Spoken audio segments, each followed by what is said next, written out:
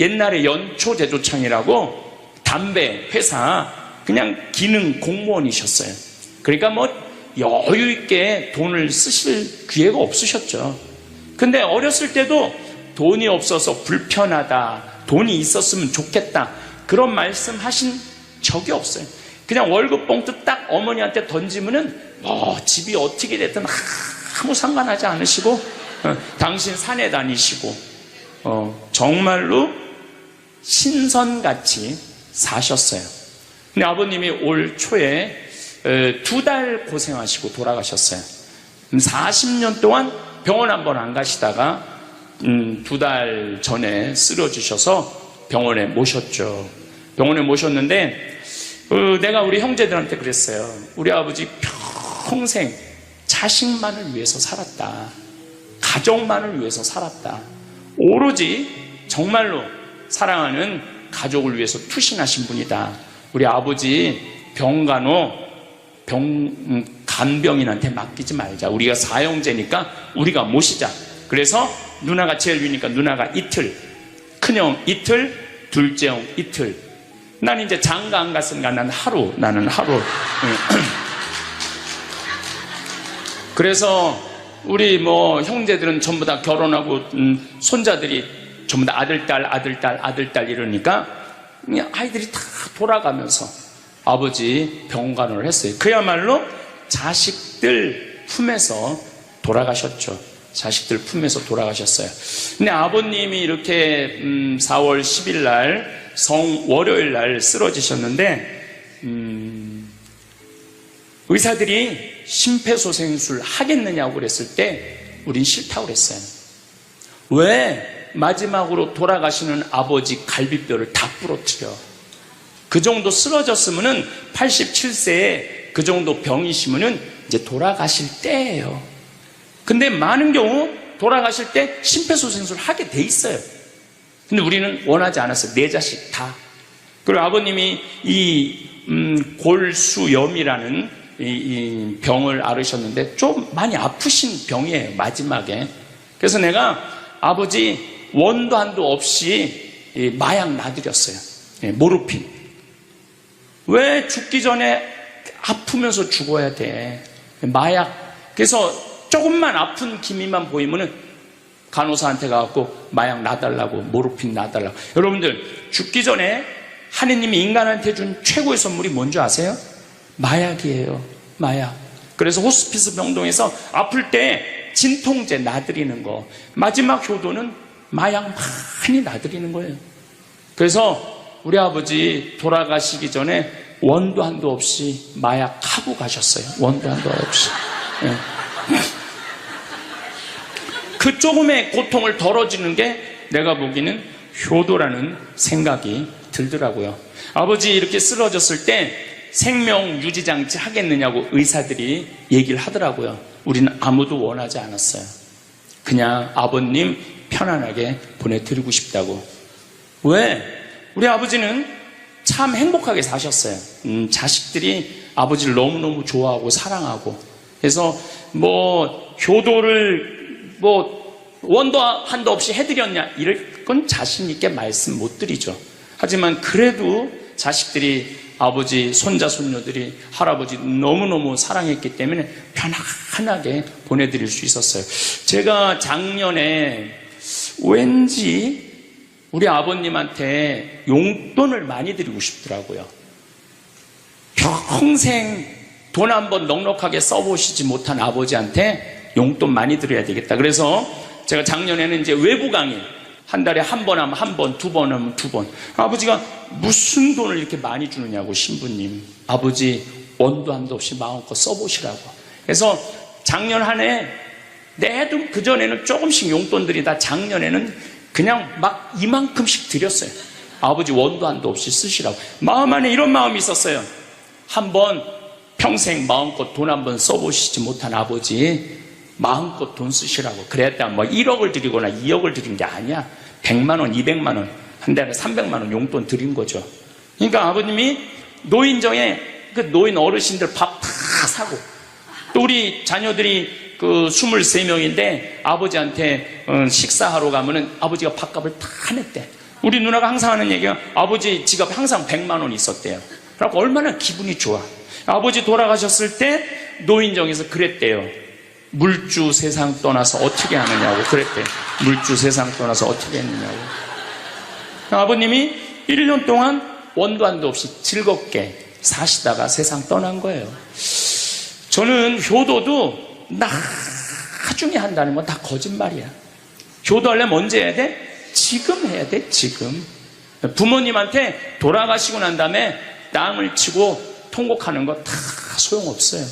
그냥 내가 지금 할 수 있을 때 최선을 다해서 효도하는 게 그게 효도라는 생각이 들더라고요. 지금은 4차 산업혁명 시대에 들어서고 있다고 그래요. 도대체 4차 산업이 뭐냐?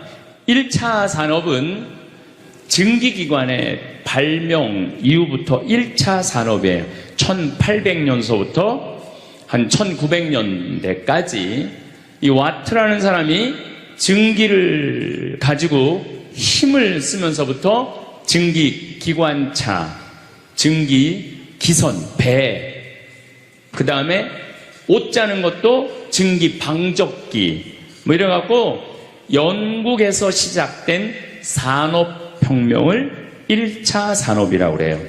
그리고 2차 산업은 에디슨이 1905년에 발견한 전기. 이 전기, 이게 1905년에 에디슨이 발명한 거예요. 그래서 이 전기로부터 시작되는 것을 2차 산업이라고 그래요. 지금 우리는 이 전기의 혜택을 다 받고 살죠. 여러분들 전기 다리미, 그 다음에 세탁기, 냉장고, 텔레비전, 전기 아닌 게 하나도 없어요. 여기 계신 분들은 2차 산업의 혜택을 받고 사시는 분들이죠.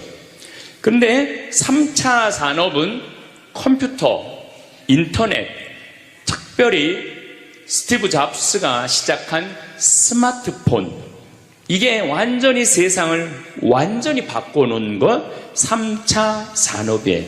그러니까 여러분들은 1차 산업 때는 안 태어났지만은 2차 산업, 3차 산업은 누리고 사시는 분들이에요. 그런데 지금은 무슨 시대로 들어서느냐 하면 4차 산업 시대로 들어서고 있어요. 4차 산업이라는 건 뭐냐면은 인공지능, 로봇, DNA 조작, 이런 이 완전히 새로운 세상이 펼쳐지고 있죠. 지금 1940년도에 태어나신 분들, 1940년대 40년에서 49년 사이에 태어나신 분들 손 들어보세요. 이분들이 제일 복잡한 세상 속에서 살아가는 거예요. 이게 너무 세상이 변하는 걸 다 누리고 살아가는 분들이 지금 1940년서부터 50년, 1950년, 60년에 태어난 분들이 2차 산업, 3차 산업, 심지어 4차 산업 시대까지 살고 있는 거예요. 1941년에 이제 내일 모레겠네요. 12월 8일 날 일본이 진주만을 습격을 해요. 그거를 여러분들은 무슨 전쟁으로 들었느냐면 대동아 전쟁으로 들었어요. 그거는 일본 입장이고 일본이 대동아 전쟁이지 우리는 아무 상관없어요. 근데 우리는 대동아 전쟁에 내가 그때 고생했다고 그러는데 그건 일본의 속국의 입장이야. 그러니까 그 대동아 전쟁이라는 말 우리 쓰지 말아야 돼. 태평양 전쟁이겠지. 미국하고 일본하고 한 전쟁. 그 태평양 전쟁 속에서 태어나갖고 고생이란 고생은 다 한 분들이 지금 70대예요. 그 전쟁 끝나고 좀 나은 줄 알았더니 6.25가 또 터졌네. 그래갖고 또 피난 가고 또 일사후퇴 겪으면서 고통 겪고 전쟁 끝나고 난 다음에는 우리나라가 아프리카에 있는 웬만한 나라들보다 못 살았어요. 아프리카에 있는 웬만한 나라보다 못 살았어. 전쟁 끝나고 난 다음에 정말로 허리띠 졸라 매가면서 잘 살아보자고, 우리도 한번 잘 살아보자고. 그래갖고 너무 가난한 나라에서 올해 우리가 3만 달러를 넘어설 거라고 그래요. 3만 달러를 넘었으면은 드디어 선진국에 들어서는 거예요. 가장 가난한 나라에서 선진국까지 변화를 여러분들은 경험하고 계신 거예요. 그러니까 여러분들은 너무나 혼란스러운 세상 속에서 이날 이때까지 헤쳐나오고 계신 거예요. 근데 문제는 이제 2020년부터 펼쳐질 4차 산업 시대, 이것까지 살아야 되니까 얼마나 복잡해. 이것까지 살아야 되니까 그냥 중간에 살다가 죽으면은 이 꼴 저 꼴 안 보고 그냥 좋은데, 아니 안 죽으면서 지금 70대 후반 되신 분들 앞으로 보통 20년 정도 더 사실 거예요. 70년대 후반 되신 분들. 근데 60대 되신 분들은 120살까지 거의 살 거예요. 지금 60대 되신 분들은. 그리고 재수 없는 60대들은 200살까지 살 거예요. 200살까지. 재수 없는 60대들은. 그 이야기를 제가 오늘 하려고 그러는 거예요. 자, 제가 한 10년 전에 평화방송에 이런 강의를 했었어요. 아마 또 평화방송에서 계속 틀어주니까 그 내용이 나올 거예요. 10년 전에 한 얘기예요. 앞으로 2020년이 되기 시작하면은 인간은 세 종류로 나눠질 것이다. DNA 조작 인간. 이제 DNA를 조작할 수가 있어요. 우리가 눈을 밝게 할 수도 있고, 귀를 잘 들리게 할 수도 있고, 근육이 완전히 이 아놀드 슈왈거네처럼 근육이 막 이렇게 튀어나오게 할 수도 있어요. 운동 안 해도 DNA 조작 인간. 옛날에는 DNA를 한번 내가 DNA가 어떤지 검사하려고 그러면은 2억 내지 3억이 들었어. 그런데 지금은 내 DNA를 검사하는데 얼마면 검사할 수 있냐면 5만 원이면 검사할 수 있어요. 5만 원이면. 세상이 엄청 변한 거예요. 그래서 이제는 지금 태어나는 아이들은 이제 아파서 병원 가는 일은 거의 없을 거예요. 미리 병원에서 전화를 해요. 너 요때쯤 심장마비가 올 DNA가 있다. 와서 고쳐라. 그럼 DNA 조작만 하면 심장마비가 넘어가는 거예요. 그러니까 안젤리나 졸리라는 미국의 영화 배우가 있어요. 2010년에 유방을 잘랐어요. 왜냐하면 DNA 검사를 해보니까 언니도 그렇고 엄마도 그렇고 유방암이 있는 거야. 본인도 유방암에 걸릴 확률이 있는 거야. 그래서 유방을 자른 거예요. 그러니까 미리 병을 예방을 하는 시대가 오는 거예요. 그게 DNA 조작 인간이에요. 근데 우리 교회는 그런 걸 절대 허락하지 않죠. 절대 허락하지 않는데 절대 현대인들은 할 거라는 거예요. 그 다음에 두 번째 인간은 어떤 인간이냐면 사이버 인간, 기계 인간이에요. 인공지능 로봇 인간. 그래갖고 이 인공지능 로봇 인간이 나오면은 안 그래도 1940년서부터 지금까지 복잡 다단한 세상을 살아왔는데 이제 로봇하고 같이 살게 되는 세상이 이제 곧 되는 거죠. 그리고 이제 세 번째 인간은 오리지널 인간. 여러분들, 저나 여러분들. 근데 누가 제일 떨어지느냐? 오리지널 인간이 제일 떨어질 거예요. 그래서 앞으로는 이제 어떤 세상이 제일 걱정되는 게 뭐냐면은 로봇가 공장에서 일하는 거예요. 로봇가 공장에서 일을 하게 되면은 많은 노동자들은 일자리를 잃어버려요. 현재 몇 명 정도 일자리를 잃어버릴 걸로 예상을 하느냐면 8억 명 정도가 일자리를 잃어버린대. 8억 명. 그러니까 노동자의 4명 중에 1명은 일자리를 잃어버리는 거예요. 이거 보통 심각한 문제가 아니에요. 그래서 이제 웬만한 사람들은 공장에서 일할 수가 없어. 누가 다 일을 해? 로봇가 다 하니까. 그리고 요즘 그 조그만 회사 사장들 말을 들어보면은 요즘 뭐 노동자들 옛날에는 죽으라고 일했는데 아침에 잠깐 나가서 커피 마신다고 와서 커피 한 잔 마시고 또 잠깐 나가서 좀 일하는 척하고 들어와서 밥 먹는다고 그러고, 또 조금 나가서 그러니까 돈 주고 일을 시킬 수가 없다는 거예요. 그러니까 만약에 로봇가 일을 하면은 사람을 시키겠느냐? 로봇을 시키겠느냐? 당연히 로봇을 시키는 거죠. 그러니까 점점 사람이 일자리를 빼앗길 것이라는 거예요. 로봇을 쓰는 사장들은 돈을 어마어마하게 벌고, 그런 자본이라든지 그런 능력이 없는 사람들은 무지무지하게 가난하게 사는 거예요. 이제 앞으로 여러분들이 5년 후, 10년 후에 볼 세상이 그렇다는 거예요. 그래서 요즘 세계적으로는 어떤 정치적인 시도를 하느냐 하면은, 그럼 일자리 없는 사람들은 먹고 살아야 될 거 아니야, 사람인데. 그래서 로봇한테 세금을 매기는 거예요. 그래갖고 로봇가 만약에 일을 하면은 저 로봇한테 100만 원 세금을 매기는 거야, 그 로봇한테. 그래갖고 그 100만 원을 누구한테 줘? 일 못하는 사람한테 주는 거예요. 그게 기초생활수급이라는 거예요. 기초생활수급.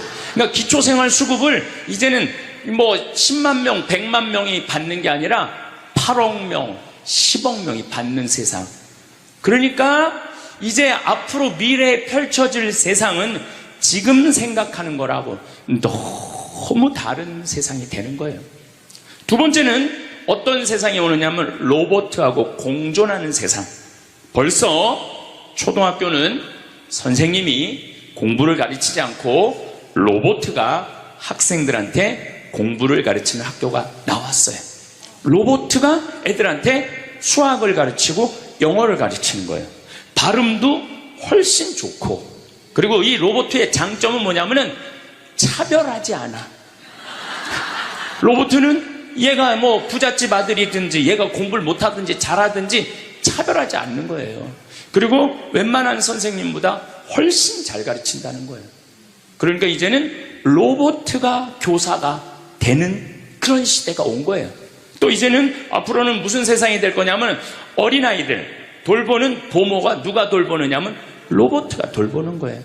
나 동화책 읽어줘. 그럼 엄마는 나 바빠, 짜증나, 아이 너 잠이나 자, 이런데 보모 로봇은 나 동화책 읽어주면 아주 부드러운 소리로 짜증 한 번 안 부리고. 그러니까 애가 엄마를 좋아하는 것보다는 누구를 더 좋아해? 로봇 보모를 더 좋아하는 거야. 나 엄마 필요 없다고. 이거 정말 우스갯소리가 아니라요, 진짜 벌어질 일이에요.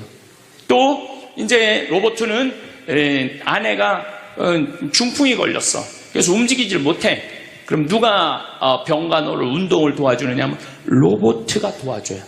근데 이 로봇은 완전히, 제가 지난번 강의 때도 얘기했지만은 이제 섹스 로봇가 나온다고 그랬죠. 록시라고. 5가지를 고를 수 있다고 그래요. 피부색, 키, 성격, 이런 걸 고를 수가 있대. 그러니까 까칠한 여자, 부드러운 여자. 내가 까칠한 여자 좋아하면 성격 까칠한 로봇을 고르면 되는 거야. 근데 문제는 아내가 아파. 남편은 나가서 돈 벌어야 돼. 그래서 로봇을 하나 도우미 로봇을 했어. 근데 이 로봇은 아내를 너무 따뜻하게 해주는 거야. 그러니까 아내는 자꾸 남편한테 실망하는 거야. 자기 힘들다고 들어가서 자고. 근데 로봇은 나 좀 주물러 달라 그러면 언제든지 와서 주물러 주잖아요. 그러니까 남편한테 당신 나 필요 없다고, 나 이혼하고 싶다고. 그러니까 로봇하고 사람하고 혼동하는 세상이 오는 거예요. 로봇하고 사람하고. 그리고 더욱 2040년이 되면은 이 로봇가 감정까지 느껴. 사랑까지 할 수 있다는 거예요. 사랑까지. 아내 역할을 다 할 수 있는 세상이 온다는 거예요. 저 신부님 너무 앞서 나가는 거 아니야. 앞서 나가는 거 아니에요. 지금 미래 과학자들은 다 그런 세상이 온다고. 근데 이게 먼 미래가 아니라 바로 코앞에 와 있다는 거예요. 바로 코앞에 와 있다는 거예요. 3D 프린터기로 콩팥 만들 수 있어요. 간 만들 수 있어요. 요즘 시도하는 건 심장까지 만들어 갖고, 이제 앞으로는 이제 여러분들이 이제 한 90살쯤 되면은 85살쯤 돼도 그럴지 몰라. 생일날 아버지 이번 생일에 아버지 간 좀 갈아드릴게요. 그래갖고 간 갈아주고, 내년에는 심장 갈아드릴게요. 심장 갈아주고. 그런 세상이 올 가능성이 굉장히 많아요. 그럴 세상이. 참 이게 오래 사는 게 2045년까지만 살면은 안 죽는다는 거예요. 2045년. 그러니까 내가 80살까지만 나도 살면 어떻게든지 버티면은 안 죽을 수 있다는 거. 80살까지만. 앞으로 펼쳐질 세상에 가장 걱정스러운 게 뭐냐면은 수명 연장이에요. 수명 연장. 여기 계신 분들 중에 아까도 말씀드렸지만은 100살, 120살, 정말로 재수 없으면은 200살까지 살 수 있는 분들이 많습니다. 실질적으로 많아요. 근데 여러분들 오래 사는 거 좋을까요? 내가 많은 분들이 오래 살길 원해요. 안 죽는 걸 원해요. 근데 내가 만약에 앞으로 뭐 길게 안 보고 딱 120살까지 산다고 보면 내가 앞으로 67년 정도 더 살면은 120살 되거든요. 67년. 근데 내가 앞으로 67년 동안 사는 동안 불면증이 있어. 매일 밤마다 잠이 안 와. 67년 동안. 그 여러분들 좋을 것 같아요? 내가 정말로 마음 안에 미움이 너무너무 꽉 차 있어. 67년 동안 계속 미움 속에서 살아. 분노가 꽉 있어. 67년 동안 분노 속에서 항상 좌절감을 맛보고 있어. 우울하고 있어. 내가 우울해. 또 좋으래. 어떨 땐 좋을 땐 너무 좋고 싫을 땐 너무 싫고 그렇게 막 up and down 그러면서 앞으로 50년, 60년 사는 거 좋아요? 그렇게 성숙함이 없이 살 거면 그냥 지금 죽는 게 나아. 지금 죽는 게 나아요. 내가 앞으로 60년 동안 살면서 매일매일 감동하고 매일매일 행복하고 매일매일 감사하고 매일매일 사랑한다면은 앞으로 60년 사는 거 괜찮겠죠. 근데 60년 내내 잠도 못 자고 미움 속에서 자식들 원망 속에서 외로움 속에서 배신 속에서 불행 속에서 오래 사는 거 좋아요? 적당한 나이에 죽는 거 내가 보기엔 그 축복이에요. 그래서 여러분들은 이제 나는 이 복잡한 세상 속에서 사는 것도 중요하지만 어떻게 죽을 거냐 이 시나리오를 잘 준비해야 돼요. 난 어떻게 죽을 거냐. 나는 생일날 애가 심장 갈아준다면 나 그거 필요 없다. 내 생일 선물로 그 심장 필요 없다. 그냥 나는 하느님이 주신 생명 그 수명 그대로 살다가 그냥 행복하게 떠날 거다. 그런 마음이 중요해요. 근데 우리가 성숙하지 못하면은 그냥 무조건 안 죽으려고만 용을 쓰는 거예요. 또 하늘나라에 대한 희망이 없는 사람들이 안 죽으려고 그러는 거예요. 아니 지금 있는 것보다 하늘나라 올라가면 훨씬 행복하면은 안 죽을 이유가 뭐 있어? 그냥 죽으면 되지. 그냥 사는 날까지 즐겁게 살다가 죽는 날 즐겁게 죽으면 되는 거예요. 이 훈련이 꼭 필요해요. 여러분들 이게 뭐 요즘 알고리즘 그러는데 그건 다 제쳐두고 내가 인생의 설계가 필요해. 나는 몇 살까지 살다가 더 이상 치료받지 않고 암이 걸리면은 안 갈고 그냥 안 갈고 간 안 갈고 신장 안 갈고 췌장 안 갈고 그냥 하느님 품으로 간다는 생각이 아주 중요하다는 거예요. 제가 보기에는 한 87세까지 살다가 죽는 게 제일 좋은 것 같아. 87세. 아주 딱 좋은 나이가 87세예요. 죽기 딱 좋은 나이가 87세 같아. 그거 넘었으면은 정말 안 보이고 안 들리고 불편해요. 그래서 87세까지 건강하게 살다가 행복하게 떠나는 그런 마음가짐이 제 생각에 참 중요한 것 같아요. 사실 지난 2017년 4월 10일 날 우리 아버지께서 세상을 떠나셨어요. 올해 떠나신 거죠. 올해 떠나셨는데 우리 아버지는 평생 쌍시옷 소리를 한 번도 하신 적이 없어요. 예, 아버지 입에서 욕을 들어봤던 적이 없어요. 쌍시옷 소리를 한 번도 들어본 적이 없어요. 내 자식을 키울 때 매질 한 번 하시지 않으셨어요. 그리고 우리 아버지는 참 남 욕을 하신 적이 없어요. 보통 뭐 누구 욕도 하고 정치인 욕도 하고 뭐 세상도 욕하는데 한 번도 욕하신 적이 없어요. 어쨌거나 아버님은 쓰러지신 날 당신 스스로 걸어서 화장실 가셔서 아침까지, 그리고 오후 1시에 쓰러지셨어요. 그래갖고 밤 10시 41분에 돌아가셨어요. 근데 제가 아버지한테 그랬어요. 아버지, 돌아가시려면은 오늘 돌아가셔야 된다고. 왜냐면 그날이 성월요일이었거든요. 성화요일날 돌아가시면은 장례미사를 못해요. 왜냐하면 성목요일날은 장례미사를 못하게 돼 있어요. 성금요일, 토요일 다 장례미사 못해요. 그리고 예수부활 대축일 장례미사 못해요. 그리고 그 다음 월요일날 장례를 해야 되는 거야. 의사 선생님은 오늘 내일 돌아가실 것 같다고 그러는데 내가 그랬어. 돌아가시려면 오늘 돌아가시라고, 내일 돌아가시지 말고. 근데 딱 10시 41분에 돌아가셨어요. 그래서 성수요일날 아버님 장례 미사를 하는데 우리 수원교구에 주교님 4분이 다 오셨어. 얼마나 그게 영광스러워요. 주교님이 4분이나 오셨으니까. 왜냐하면 성주관이니까 주교님들이 외국에 아무도 안 나가시고 교구청에 다 계셨던 거야. 얼마나 좋아요. 주교님 4분이 다 오셔서 미사를 봉헌해 주시니 얼마나 축복된 아버지예요. 또 신부님들이 많이 오셔갖고 그 성당에 수원 정작 꽃매 성당인데 꽤 그래도 큰 성당인데 신부님들이 꽉 차갖고 젊은 신부들이 지하에서 미사를 봉헌했다는 거예요. 그것처럼 축복이 어디 있어요.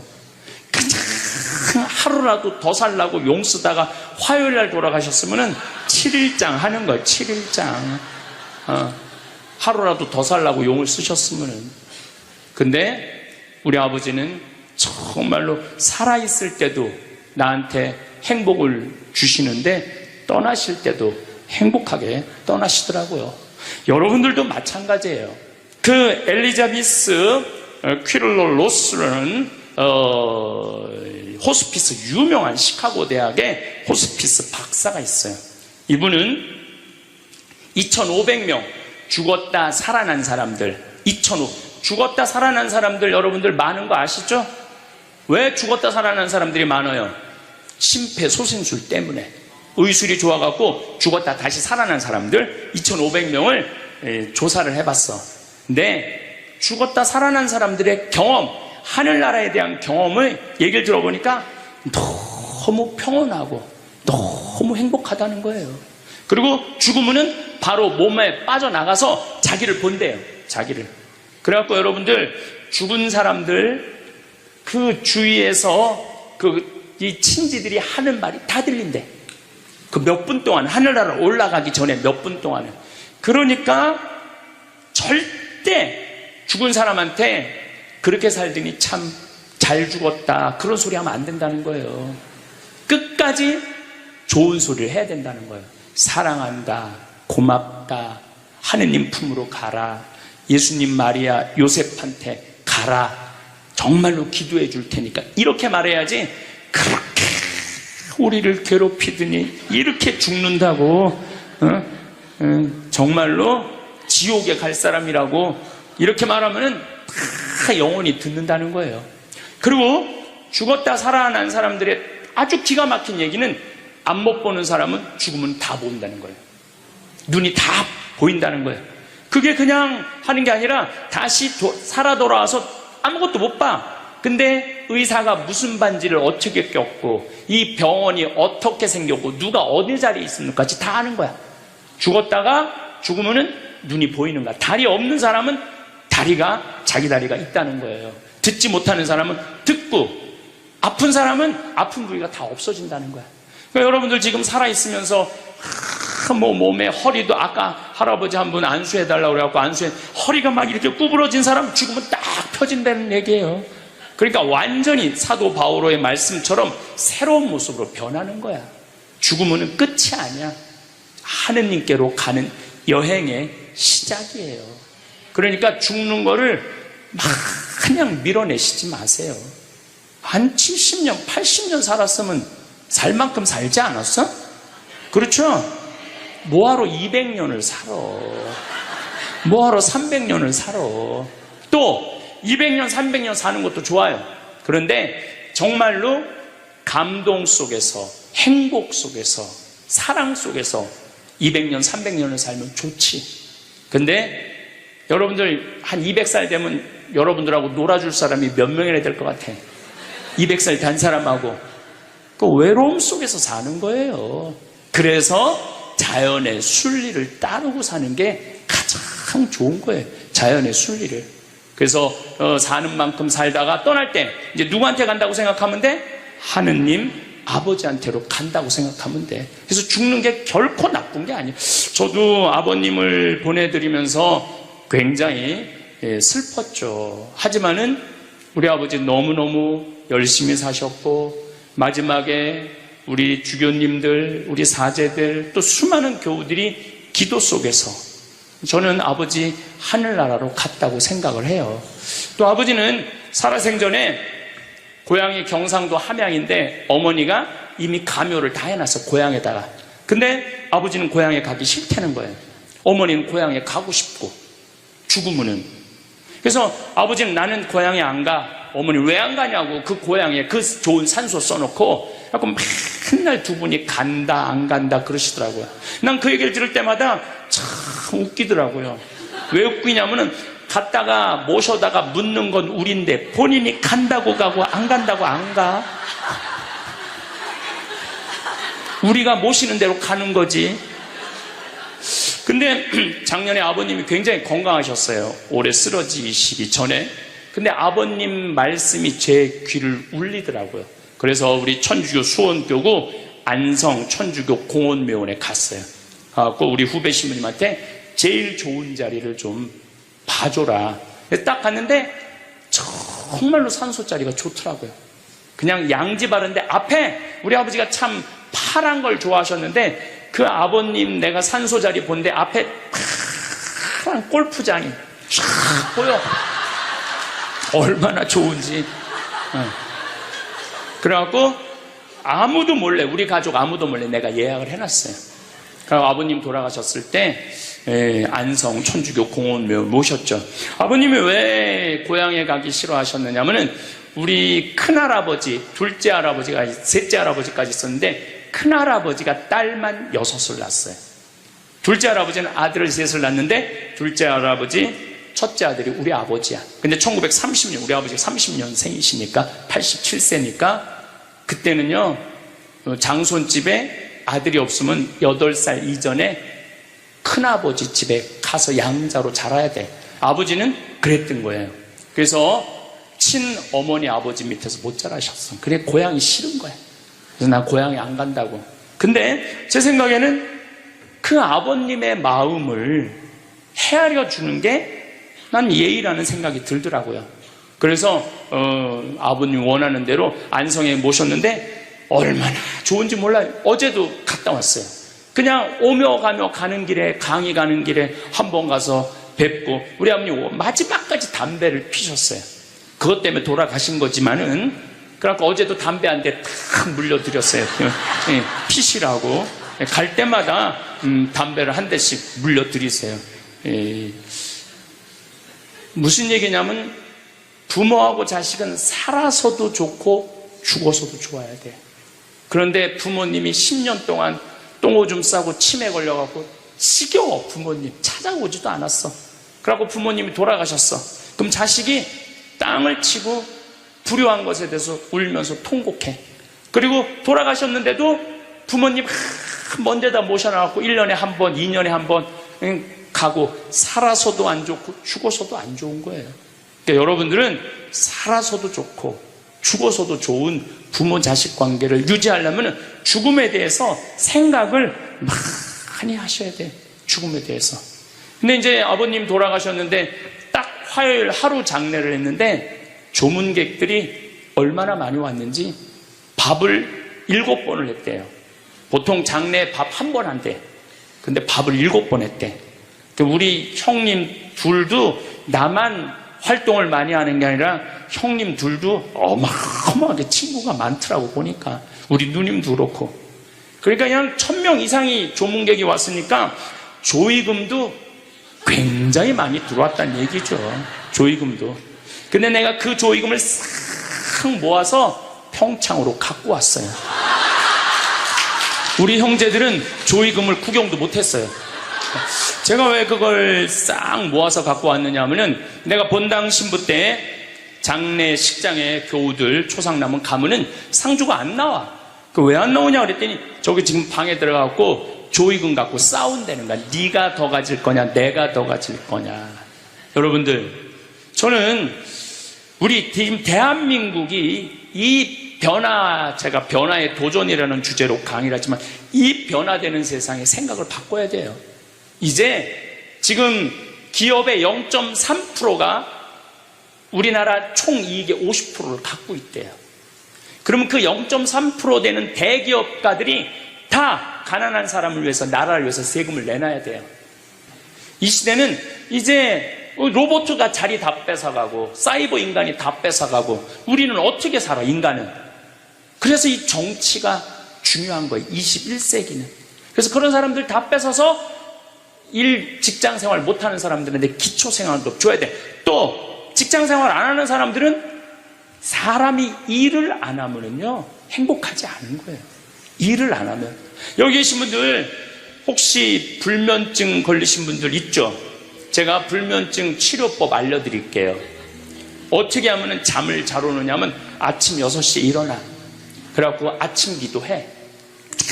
아침 기도, 부모를 위한 기도, 나라를 위한 기도, 자녀를 위한 기도 다 해. 그리고 정성스럽게 이불 개고 세수, 머리도 다 드라이기 쓰지 말고 수건으로 다 말려, 머리도.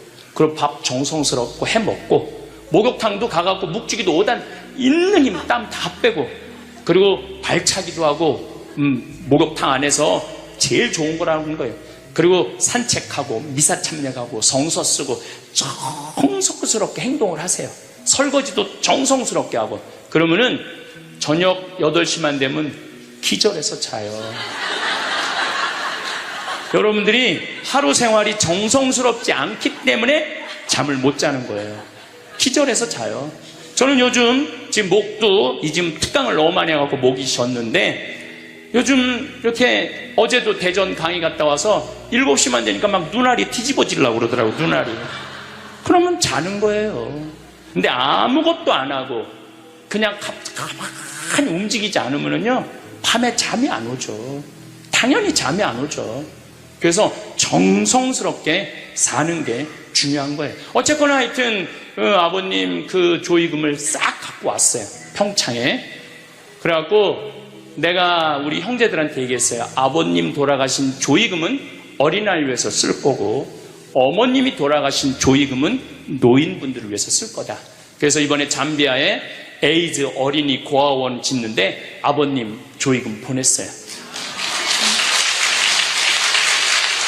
또 빈센트 병원에서 이번에 20명을 수술을 해줬는데, 그 중에 2명 아버님 조의금으로 또 수술도 해주고. 아직도 많이 남아있어. 아직도. 이제는 여러분들 떠날 때 자식한테 주고 떠나지 마세요. 세상에 주고 떠나세요. 어떤 세상에? 어렵고 힘들고 고통받는 사람들한테 주고 떠나세요. 그리고 미국이나 유럽은 보통 할머니들이 다 나 조의금 어디다 보내라, 어느 수도원에 보내라, 어느 고아원에 보내라, 어느 장애시설에 보내라, 다 그런다는 거예요. 대한민국 사람들만 죽을 때까지 이기적으로 죽는 거예요. 살아서도 이기적으로 살고 죽을 때도 이기적으로 죽는 거예요. 그래서 하여튼 우리 형제들은 조의금 구경도 못했어.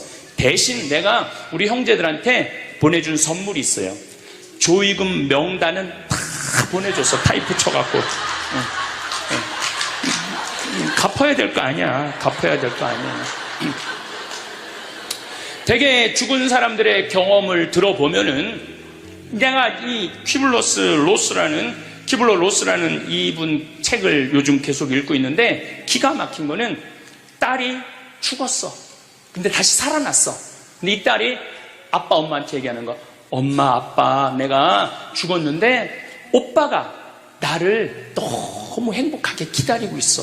그래서 그 오빠랑 놀았는데 너무너무 행복했어. 근데 이 엄마 아빠는 너무너무 놀란 거예요. 왜 놀랐느냐 하면은 이 아이가 태어나기 전에 오빠가 죽어갖고 단 한 번도 오빠 얘기를 한 적이 없거든. 근데 죽어서 그 오빠가 기다리고 있는 거예요.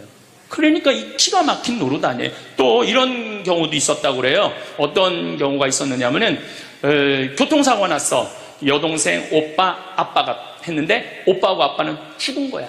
그 이 여동생은 다 기절한 상태에서 죽었는지 안 죽었는지 확인할 길이 없잖아요. 근데 다시 죽었다고 생각하고 병원에 가서 살아났어. 근데 이 여동생이 엄마 너무 슬퍼하지 마. 하늘나라에서 오빠하고 아빠가 날 기다리고 있어. 너무 행복해. 근데 얘는 오빠하고 아빠가 죽었는지 모르는 상태, 혼수 상태인데 그걸 아는 거예요. 근데 여기 특징 중에 하나는 죽어서는 살아있는 사람은 절대 못 본대요. 죽은 사람만 본다는 거예요. 죽은 사람만 하늘나라에 가서 본다는 거예요.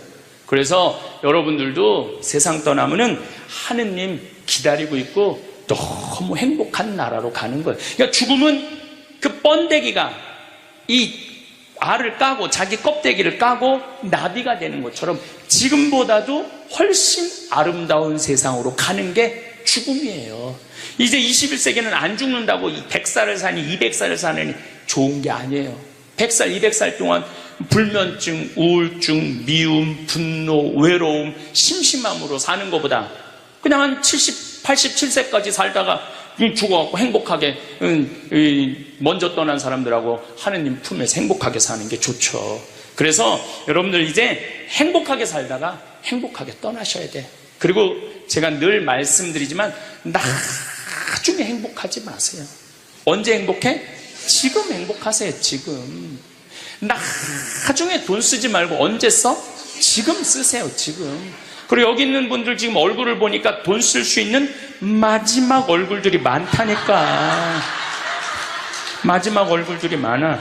그리고 우리나라는 이제 드디어 3만 달러를 넘어서요. 선진국 대열에 들어서요. 선진국에 들었으면은 어르신들, 노인분들 연금 지금 20만 원에서 60만 원, 70만 원으로 다 올라가요. 그러니까 돈 없는 거 걱정하지 마세요. 여러분들이 엉뚱한 사기에만 안 당하면은 먹고 사는데 아무 지장 없어. 욕심만 안 부리면은 충분히 행복하게 살 수 있어. 그리고 이렇게 강의 따라다니면서 배우는 여러분들, 진리를 목말라 하는 여러분들은 앞으로 행복하게 사실 수 있으세요. 예.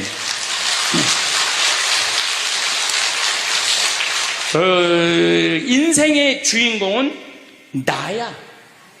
내 자식이 아니고 내 남편이 아니고 내 아내가 아니야. 내 행복은 누가 책임지느냐면 내가 책임지는 거야. 내가 지금 불행한 거는 남편 탓도 아니고 자식 탓도 아니고 누구 탓이야? 내 탓이야. 왜? 나를 위해서 쓰는 법을 배운 적이 없어. 나를 위해서. 버는 법은 배웠는데 쓰는 법을 배운 적이 없어. 본인들을 위해서 쓰세요. 자, 1960년대, 70년대는 열심히 살아야 돼. 너 정말로 아끼고 살아야 돼. 가난했을 때 얘기예요. 이제 3만 달러가 넘었을 때는 이제는 재밌게 살고 행복하게 살고 의미 있게 살고 나누고 살아야 돼. 언어가 이제는 바뀌어야 돼. 그래서 여러분들 정말로 이제는 의미 있고 재미있고 행복하게 생활하시길 바라겠습니다.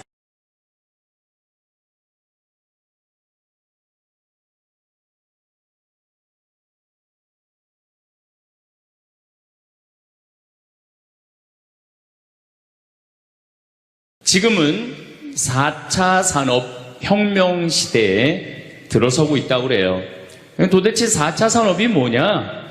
1차 산업은 증기기관의 발명 이후부터 1차 산업에 1800년서부터 한 1900년대까지 이 와트라는 사람이 증기를 가지고 힘을 쓰면서부터 증기기관차, 증기기선, 배, 그 다음에 옷 짜는 것도 증기방적기 뭐 이래갖고 영국에서 시작된 산업혁명을 1차 산업이라고 그래요. 그리고 2차 산업은 에디슨이 1905년에 발견한 전기. 이 전기, 이게 1905년에 에디슨이 발명한 거예요. 그래서 이 전기로부터 시작되는 것을 2차 산업이라고 그래요. 지금 우리는 이 전기의 혜택을 다 받고 살죠. 여러분들 전기 다리미, 그 다음에 세탁기, 냉장고, 텔레비전, 전기 아닌 게 하나도 없어요. 여기 계신 분들은 2차 산업의 혜택을 받고 사시는 분들이죠. 그런데 3차 산업은 컴퓨터, 인터넷, 특별히 스티브 잡스가 시작한 스마트폰, 이게 완전히 세상을 완전히 바꿔놓은 것 3차 산업이에요. 그러니까 여러분들은 1차 산업 때는 안 태어났지만은 2차 산업, 3차 산업은 누리고 사시는 분들이에요. 그런데 지금은 무슨 시대로 들어서느냐 하면 4차 산업 시대로 들어서고 있어요. 4차 산업이라는 건 뭐냐면은 인공지능, 로봇, DNA 조작, 이게 완전히 새로운 세상이 펼쳐지고 있죠. 지금 1940년도에 태어나신 분들, 1940년에서 49년 사이에 태어나신 분들 손 들어보세요. 이분들이 제일 복잡한 세상 속에서 살아가는 거예요. 이게 너무 세상이 변하는 걸 다 노리고 살아가는 분들이 지금 1940년서부터 50년, 1950년, 60년에 태어난 분들이 2차 산업, 3차 산업, 심지어 4차 산업 시대까지 살고 있는 거예요. 1941년에 이제 내일 모레겠네요. 12월 8일 날 일본이 진주만을 습격을 해요. 그거를 여러분들은 무슨 전쟁으로 들었느냐면 대동아 전쟁으로 들었어요. 그거는 일본 입장이고, 일본이 대동아 전쟁이지 우리는 아무 상관없어요. 근데 우리는 대동아 전쟁에 내가 그때 고생했다고 그러는데 그건 일본의 속국의 입장이야. 그러니까 그 대동아 전쟁이란 말 우리 쓰지 말아야 돼. 태평양 전쟁이겠지. 미국하고 일본하고 한 전쟁. 그 태평양 전쟁 속에서 태어나갖고 고생이란 고생은 다 한 분들이 지금 70대예요. 그 전쟁 끝나고 좀 나은 줄 알았더니 6.25가 또 터졌네. 그래갖고 또 피난 가고 또 일사후퇴 겪으면서 고통 겪고, 전쟁 끝나고 난 다음에는 우리나라가 아프리카에 있는 웬만한 나라들보다 못 살았어요. 아프리카에 있는 웬만한 나라보다 못 살았어. 전쟁 끝나고 난 다음에 정말로 허리띠 졸라 매가면서 잘 살아보자고, 우리도 한번 잘 살아보자고. 그래갖고 너무 가난한 나라에서 올해 우리가 3만 달러를 넘었을 거라고 그래요. 3만 달러를 넘었으면은 드디어 선진국에 들어서는 거예요. 가장 가난한 나라에서 선진국까지 변화를 여러분들은 경험하고 계신 거예요. 그러니까 여러분들은 너무나 혼란스러운 세상 속에서 이날 이때까지 헤쳐나오고 계신 거예요. 근데 문제는 이제 2020년부터 펼쳐질 4차 산업 시대, 이것까지 살아야 되니까 얼마나 복잡해.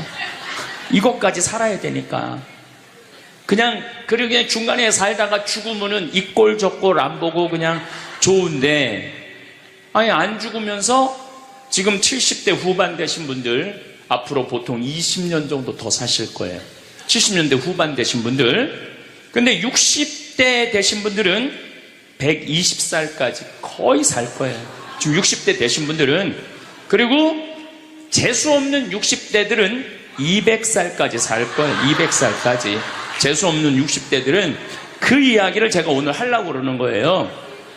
자, 제가 한 10년 전에 평화방송에 이런 강의를 했었어요.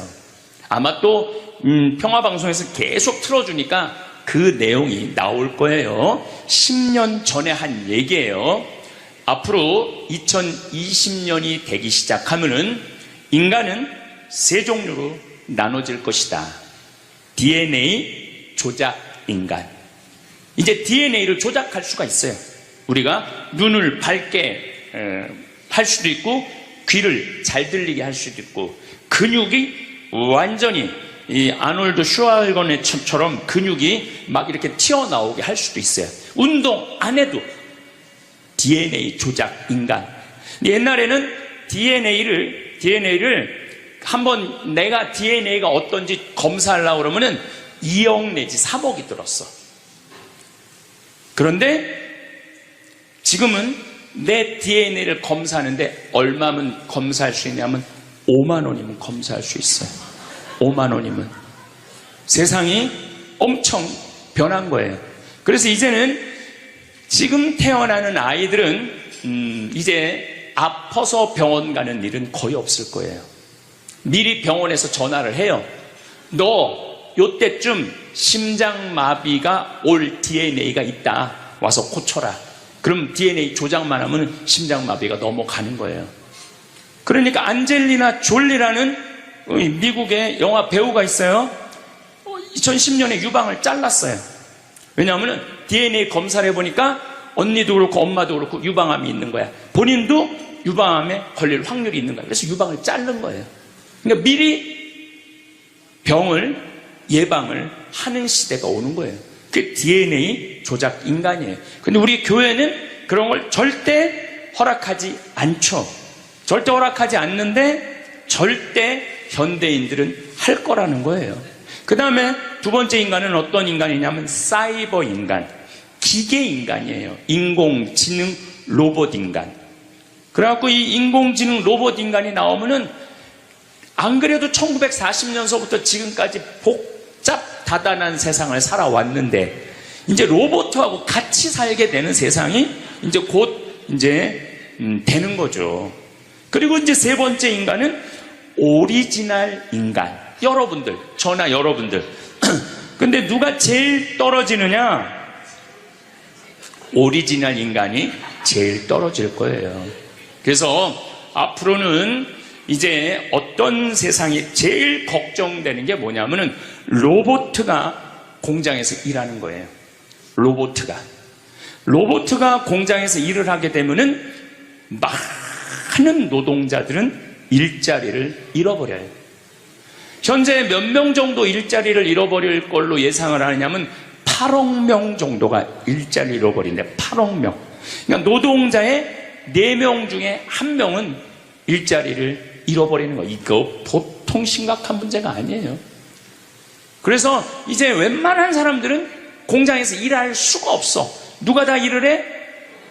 로봇가 다 하니까. 그리고 요즘 그 조그만 회사 사장들 말을 들어보면은 요즘 뭐 노동자들 옛날에는 죽으라고 일했는데 아침에 잠깐 나가서 커피 마신다고 와서 커피 한 잔 마시고 또 잠깐 나가서 좀 일하는 척하고 들어와서 밥 먹는다고 그러고 또 조금 나가서 뭐 그러니까 돈 주고 일을 시킬 수가 없다는 거예요. 그러니까 만약에 로봇가 일을 하면은 사람을 시키겠느냐? 로봇을 시키겠느냐? 당연히 로봇을 시키는 거죠. 그러니까 점점 사람이 일자리를 빼앗길 것이라는 거예요. 로봇을 쓰는 사장들은 돈을 어마어마하게 벌고 그런 자본이라든지 그런 능력이 없는 사람들은 무지무지하게 가난하게 사는 거예요. 이제 앞으로 여러분들이 5년 후, 10년 후에 볼 세상이 그렇다는 거예요. 그래서 요즘 세계적으로는 어떤 정치적인 시도를 하느냐면은 그럼 일자리 없는 사람들은 먹고 살아야 될 거 아니야. 사람인데.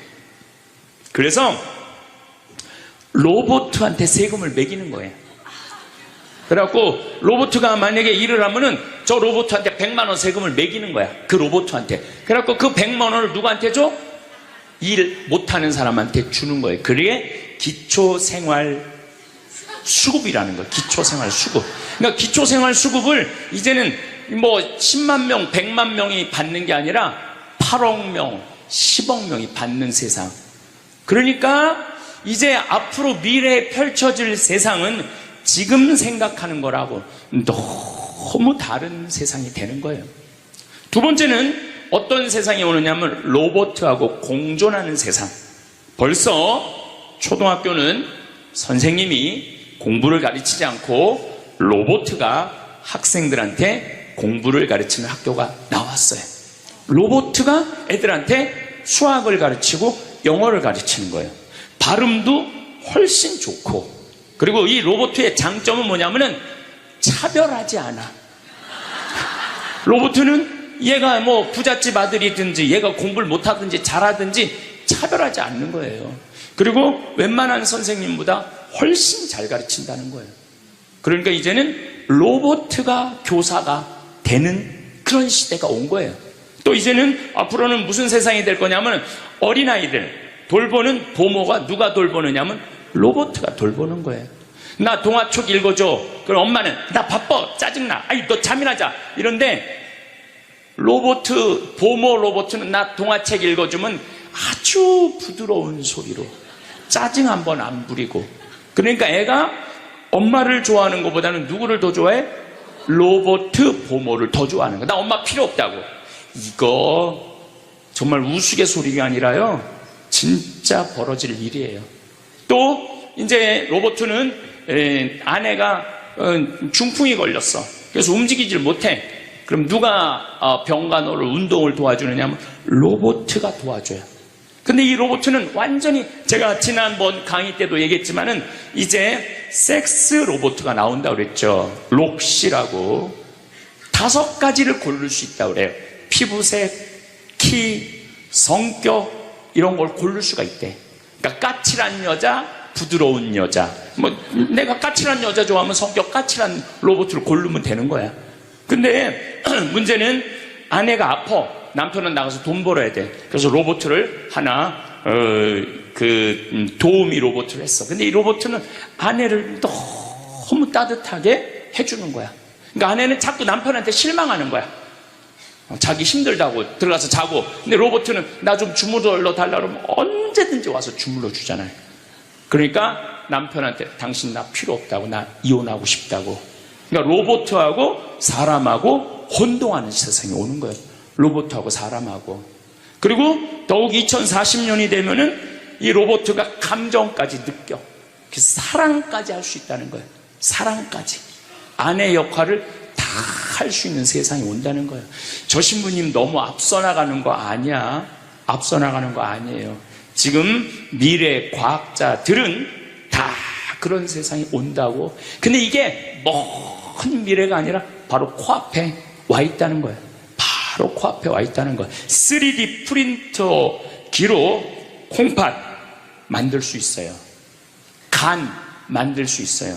요즘 시도하는 건 심장까지 만들어 갖고, 이제 앞으로는 이제 여러분들이 이제 한 90살쯤 되면은 85살쯤 돼도 그럴지 몰라.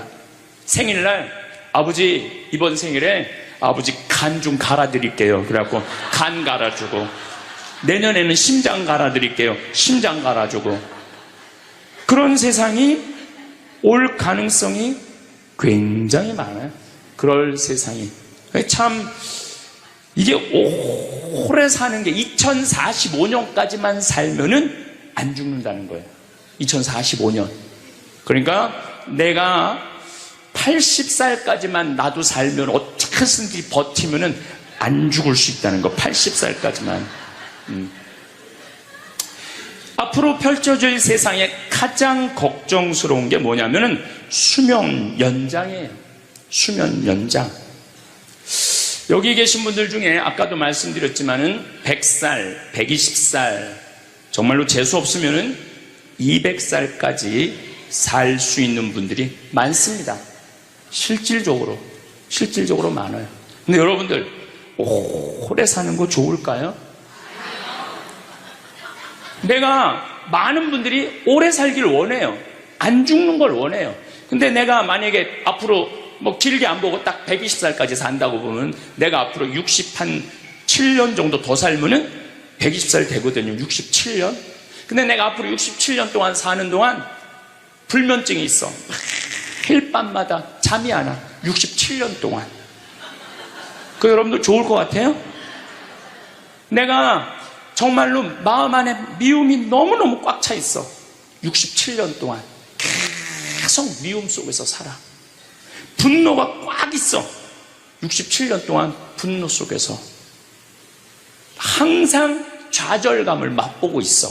우울하고 있어. 내가 우울해, 또 조울해. 어떨 땐 좋을 땐 너무 좋고 싫을 땐 너무 싫고, 그렇게 막 up and down 그러면서 앞으로 50년 60년 사는 거 좋아요? 그렇게 성숙함이 없이 살 거면 그냥 지금 죽는 게 나아. 지금 죽는 게 나아요. 내가 앞으로 60년 동안 살면서 매일매일 감동하고 매일매일 행복하고 매일매일 감사하고 매일매일 사랑한다면은 앞으로 60년 사는 거 괜찮겠죠. 그런데 60년 내내 잠도 못 자고 미움 속에서, 자식들 원망 속에서, 외로움 속에서, 배신 속에서, 불행 속에서 오래 사는 거 좋아요? 적당한 나이에 죽는 거 내가 보기엔 그 축복이에요.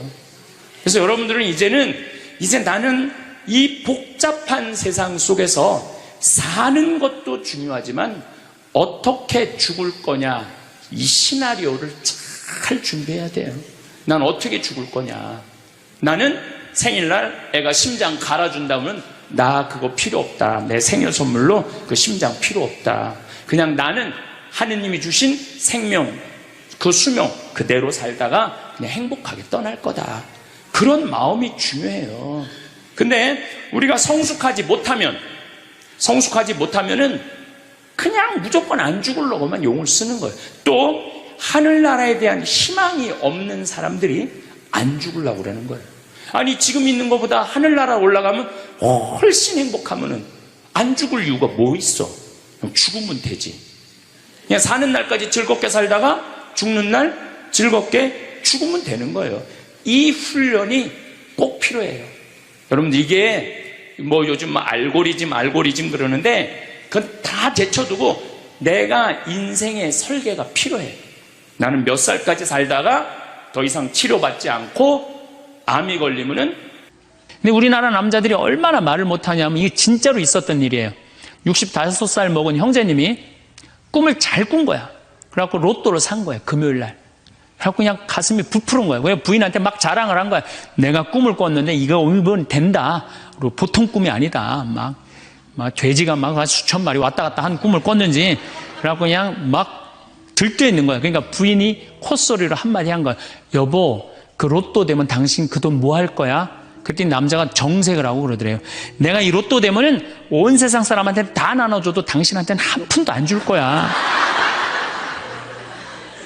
아니 아직 된 로또도 아닌데, 당첨되고 난 다음에 그러면 몰라도 당첨도 안 됐는데, 아이 귀양 이렇게 말하면 얼마나 좋아요. 여보, 당신 평생 나한테 시집 와갖고 고생만 했는데 내가 로또 되면 내가 당신 다 줄게. 쓰고 싶은 대로. 아니 당첨도 안 된 로또인데, 아니 그렇게 말하면 얼마나 기분이라도 좋아요. 근데 그냥 내가 온 세상 사람한테 다 나눠줘도 당신한테 한 푼도 안 줄 거야. 이게 할 말이에요. 근데 우리나라 남자들이 이런다고요. 다른 형제님들이 아우 마누라 너무너무 이쁘고 좋겠다고 살아봐라야 눈 한번 하얗게 뜨고 하면 독사가, 그런 독사가 없다, 이런 말 해야 되면은 우리 마누라는 얼굴만 이쁜 게 아니라 마음은 비단이야. 기분이 얼마나 좋아요. 참 고운 말을 못하는 거야. 그냥 온 세상 사람한테 다 나눠줘도 당신한테는 한 푼도 안 준다. 그러니까 이 부인이 너무 열받아갖고 한 달 반 동안 밥을 안 해줬대요. 그리고 진짜 무서운 건 집안에서 폭력이에요. 폭력. 더욱이 남자가 여자를 때리는 건 있을 수 없는 일이에요. 부부가요, 때린다는 건 있으면 안 돼요. 아니 여자가 남편한테 결혼을 할 때는 이 험난한 세상, 저 힘 있는 남자한테 보호받고 싶어서 결혼하는 거 아니에요? 그렇지 않아요, 보통? 그런데 그 남편이 자기를 때린다고 생각하면요, 이건 치욕이에요, 여자한테는. 그래서 남자가 여자를 때리면 안 돼요. 정말로 이것도 진짜 있었던 일인데, 70이 다 돼가는 할머니인데 평생 남편한테 맞으면서 살았대요. 그런데 또 친구 하나가 평생 남편한테 둘이 이제 할머니가 이제 둘이 친구야. 서로 맞고 살아갖고. 근데 그 평생 맞은 할머니가 하루는 이 친구 할머니한테 전화를 한 거야. 막 웃으면서 전화했대. 아, 너 뭐가 이렇게 좋아갖고 전화했냐? 그랬더니 우리 남편이 이번에 병원에 갔는데 글쎄 3개월밖에 못 산다고. 나 지금 이불 뒤집어 쓰고 지금 웃으면서 너한테 전화하는 거라고. 이건 너무 불행하지 않아요? 너무 불행하지 않아요? 정말로 자기 부인 아파서 죽는데 따라 죽는 남편도 있는데 이게 그냥 자기 남편 3개월밖에 안 산다고 이불을 뒤집어 쓰고 막 웃으면서 그냥 전화를 할 정도면 이건 같이 살지 말아야지. 그렇죠? 오늘도 황창현 신부님의 말씀을 통해 행복한 노후를 위한 해안을 얻어가시길 바랍니다. 황창현 신부님의 행복 특강 바로 시작하겠습니다.